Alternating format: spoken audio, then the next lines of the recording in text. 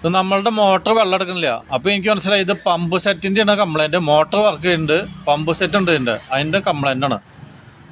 അപ്പോൾ പൊക്കി നോക്കിയപ്പോഴാണ് ഇതിൻ്റെ പ്രശ്നങ്ങൾ നമുക്ക് മനസ്സിലാവുന്നത്. നമ്മളിവിടെ സൂപ്പർ മാർക്കറ്റിലിരിക്കും, ഇലക്ട്രീഷ്യന്മാരോട് പറയും ഫിറ്റ് ചെയ്യാം. കണ്ടോ, ഇതുമേ നമ്മൾ ഒരിക്കലും ഇതുപോലത്തെ ഹോൾഡർ, പ്ലാസ്റ്റിക്കിൻ്റെ ഹോൾഡർ വയ്ക്കാൻ പാടില്ല. ഈ പുട്ടുവാൽവമ്മയും നമ്മളുടെ മോട്ടർമയും പൈപ്പ് ഫിറ്റ് ചെയ്യാനായിട്ട്.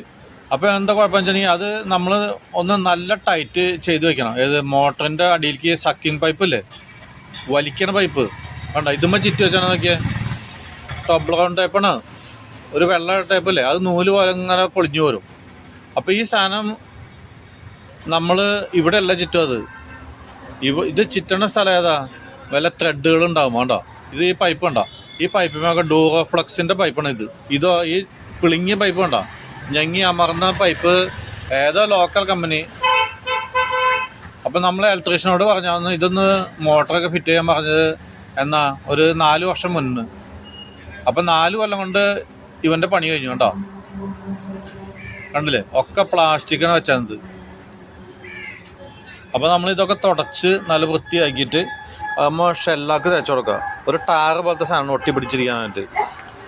അത് കടയിൽ പോയാൽ മതി, അവർ പറഞ്ഞുതരും. അപ്പം നിങ്ങൾക്ക് അറിയാത്ത പണികൾ ഈ ഇലക്ട്രിക് പ്ലംബിങ് കടയുണ്ടല്ലോ, അവിടുത്തെ മുതലാളിയോട് ചോദിച്ചാൽ മതി, അയാളെല്ലാം പറഞ്ഞു തരും.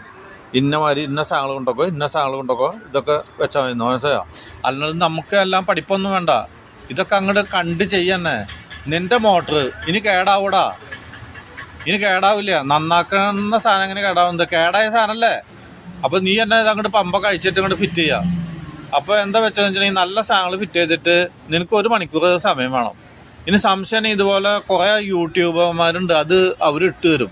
അതൊക്കെ നോക്കിയിട്ട് ചെയ്താൽ മതി, മനസ്സിലായോ? അപ്പോൾ ഇന്നത്തെ കാലത്ത് ഇതൊന്നും ഇലക്ട്രീഷ്യൻ വേണ്ട, തനിക്ക് തന്നെ ഒറ്റയ്ക്ക് ചെയ്യാം. പിന്നെ മടിയനാണെങ്കിൽ പറ്റില്ല, അത്രയ്ക്കേ ഉള്ളൂ.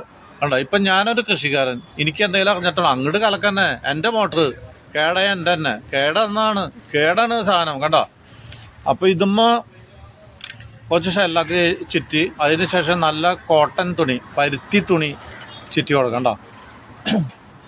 അപ്പം നമ്മൾ ഫസ്റ്റിൽ തന്നെ ഈ പ്ലാസ്റ്റിക്കിൻ്റെ പൈപ്പുകളൊന്നും മേടിക്കാൻ പറ്റും. കണ്ടോ, ഇത് വെച്ച് നോക്കാം, ഒന്ന് ടൈറ്റാണോ നോക്കാം. ടൈറ്റ് ഇല്ലയെന്നുണ്ടെങ്കിൽ 2 ചുറ്റുമണി കൊടുക്കണ്ട. അപ്പോൾ ഇത് നല്ല ടൈറ്റാണ്. ഇനി ഇത് പോയിട്ട് അടുപ്പിലിട്ട് കത്തിക്കല്ല, ഒന്ന് ചൂടാക്കുക, ഒന്ന് ഫ്ലെക്സ് ആവണം. അവിടെ കണ്ടോ, നല്ല ഹാർഡാണ്. അപ്പോൾ മുന്നേ ഇത് ഫസ്റ്റ് തന്നെ ഇത് മറക്കാണ്ട് ഇട്ട് കൊടുക്കണ്ട. ഈ ക്ലിപ്പ് ഇനുണ്ടോ, ക്ലാമ്പ് ഇട്ട് കൊടുത്തു. ഇനി ചൂടാക്കി കൊണ്ടുവന്നു. അതെ, കുറച്ചുകൂടി ഷെല്ലാക്കുവാണെങ്കിൽ സംശയം ഞങ്ങൾ പെറ്റി കൊടുത്തു. കണ്ടോ, അപ്പം അങ്ങോട്ട് തള്ളി കൊടുക്കുക. അപ്പം അതൊക്കെ ട്വിസ്റ്റ് ചെയ്തിട്ട് തള്ളി കൊടുക്കുക, കയറ്റി വെച്ചു. കണ്ടോ, ഇതാണ് പണി. അപ്പോൾ ഇത് പ്ലാസ്റ്റിക്കിൻ്റെ ഹോസ് ഹോൾഡറായ തന്നെ ഇത് ചൂടാക്കി കൊണ്ടുവരുമ്പോൾ അതിനും അതേ കുറച്ച് ചൂട് വരും. അപ്പം നമ്മളിത് ഒരു 5-10 മിനിറ്റ് കഴിഞ്ഞിട്ട് ടൈറ്റ് ചെയ്യാൻ പാടുള്ളൂ, ഇല്ലെങ്കിൽ അത് പ്ലാന്നിട്ട് ഷേപ്പ് മാറും, പിന്നെ എയറൊക്കെ വലിച്ചിടും.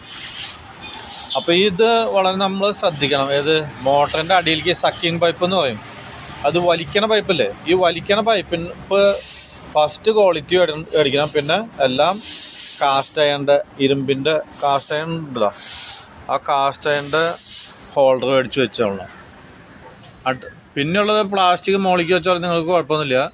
ഞാൻ ഇപ്പോൾ എന്താ ചെയ്യാത്തതാണ്, എന്തായാലും മേടിച്ചു. ഇനി ഈ ഞായറാഴ്ച എവിടെ പോയിട്ട് തപ്പിയാലും കുറേ പിശുക്കന്മാരുണ്ട്, അവരുടെ കട മാത്രമാണ് തുറക്കുള്ളൂ, അല്ലാണ്ട് നല്ല കടകളൊന്നും തുറന്നു വയ്ക്കില്ല.